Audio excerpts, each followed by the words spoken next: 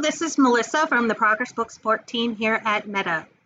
And this video is being recorded on Monday, July 20th.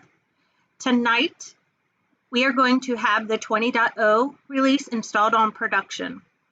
And I wanted to touch on a couple of release highlights for student information or Dazzle. First thing I wanted to mention is Grad Points summary. So I randomly picked this student, and I'm actually in a scrambled district, scrambled kids, and I'm on his Grad Points summary page. I just typed Grad Points in the cheater, and it took me right to this page.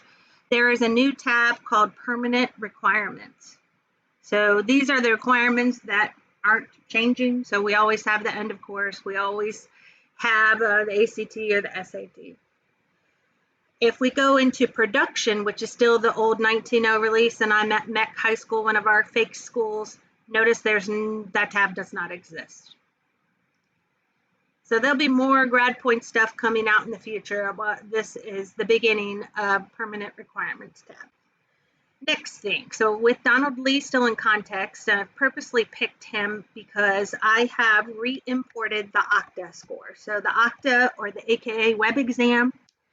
So in this in the 20.0 release is where we get the score not reported. So you will need to re-import your Octa scores, your Octa test file that was sent to you in late June. You'll want to re-import it. And as you can see, I've re-imported this, and that's how I got the score not reported of X.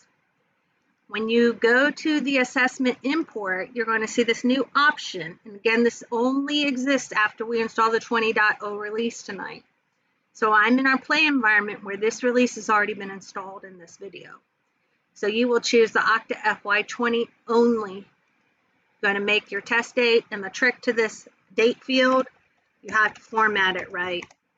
I tried to upload a file and not put the slashes, and I just tried to cheat with the date, and it bombs out. Make sure your date's formatted in the right format, and then you browse for your file, and then you reload it. So that's the Octa.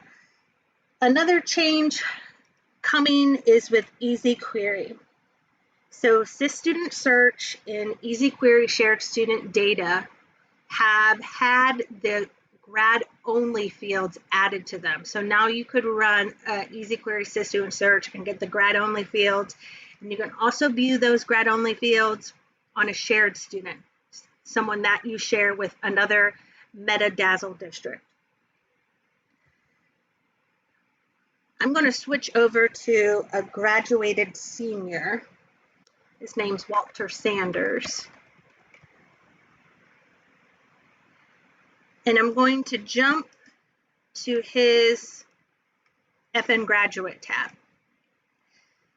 There are two changes with the transcript that I wanted to let you know about. We now have the option on the transcript to print the diploma type.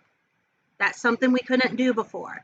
So if you want the diploma type added to the top and that top area of your custom transcript, you'll want to send us a ticket to let us know. And we can get that keyword added to your transcript. And as you know, when we tweak transcripts, we need a little bit of time, because when we change one thing, it changes everything, and sometimes things get messed up on the transcript. So if you know now you want that added, that's great. It's best that you don't send us a ticket an hour before you're trying to print somebody's transcript, because a lot of times that doesn't always work out the best.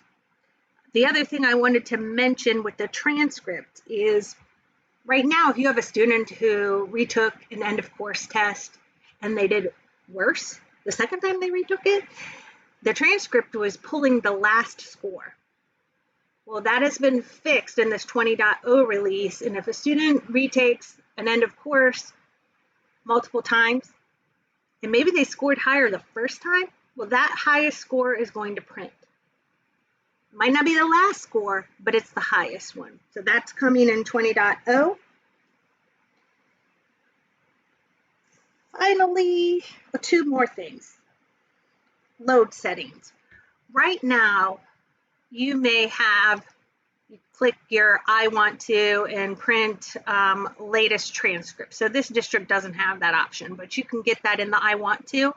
And there are videos on the Dazzle homepage on how to get the I want to print a transcript and I want to print a schedule in your dropdown. So those videos are out here. I think they're under the student, how to add R702 and 701. So let's say you have them in there, but they're like from 2 years ago and you're trying to get rid of them. Well, that employee has left, maybe they've retired, moved to another district, and there was no way for us to get those out. Now, in the 20.0 release, the ITC staff can delete those load settings.